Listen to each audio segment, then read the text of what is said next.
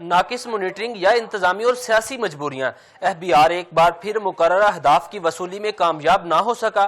Tax target پورا نہ ہونے کی وجہ سے نہ صرف حکومتی آمدن پر دباؤ پڑا بلکہ IMF کے طے شدہ اہداف بھی حاصل نہ ہو سکے۔ رواں مالی سال کے پہلے 6 ماہی میں ٹیکس شارٹ فال پر سہرش نظام نے رپورٹ تیار کی ہے، آئیے وہ دیکھتے ہیں۔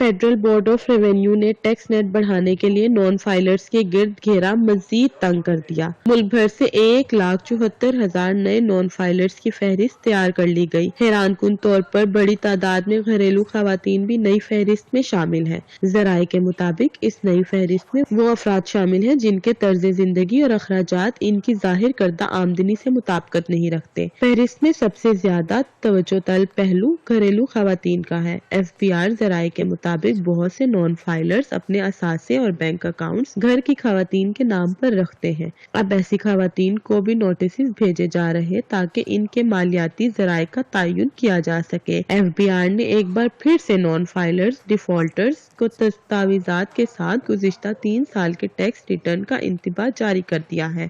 FBR حکام کے مطابق اس بار نان فائلرز کو پکڑنے کے لیے جدید ٹیکنالوجی کا استعمال کیا جائے گا۔ FBR شناختی کارڈ نمبرز کا استعمال کرتے ہوئے آن لائن پورٹلز کے ذریعے ڈیفالٹرز کو نوٹسز بھجوائے گا۔ دوسری طرف معاشی ماہرین کا ماننا ہے کہ نان فائلرز پر پابندیاں لگائے بغیر معیشت کا پہیہ نہیں چل سکتا۔ صرف نوٹس بھیجنا کافی نہیں بلکہ سسٹم کو اتنا مضبوط بنانا ہوگا کہ عام شہری گھریلو خواتین بغیر کسی خوف کے فائلر بن سکے۔